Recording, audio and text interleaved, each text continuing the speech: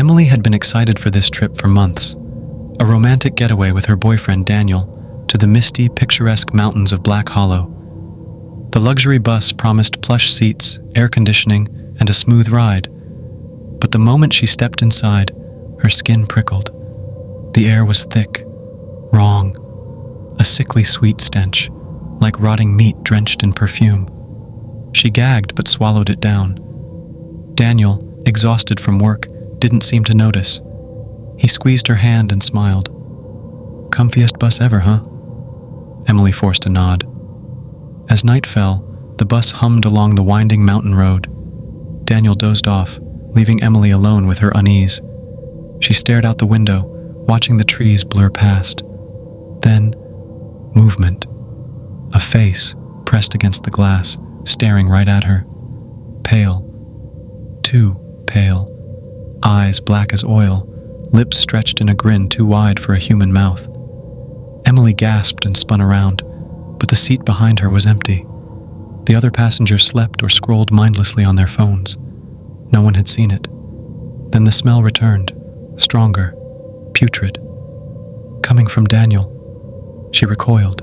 His skin looked off, waxy, his breathing too slow.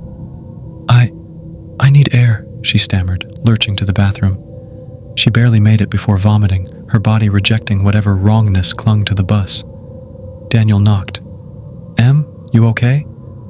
Trembling, she told him everything, the smell, the face. Daniel frowned. "I don't smell anything, and the bus is empty outside. You're just carsick." At the next stop, a roadside diner bathed in flickering neon, Emily bolted out, gulping the crisp night air. The other passengers shuffled inside, but Daniel lingered. "You coming?" Then she saw it. His shadow. It didn't move with him. It stayed perfectly still, grinning. Emily's breath hitched. Daniel, your shadow." He turned slowly. His smile was wrong. Too wide, just like the face outside the window. "Emily," he said, voice dripping with something not quite human. "You were never supposed to notice." The bus's doors hissed shut behind her. The diner's lights blinked out, and the passengers inside, they weren't moving. Not because they were still, because they hadn't been real to begin with. The engine roared to life. The bus peeled away, leaving Emily alone on the empty road. Then, from the trees, whispers, and the smell, oh God, the smell, rolled over her like a tide. Something moved in the dark, something that had been waiting. "You should have stayed on the bus," it breathed. And then, silence.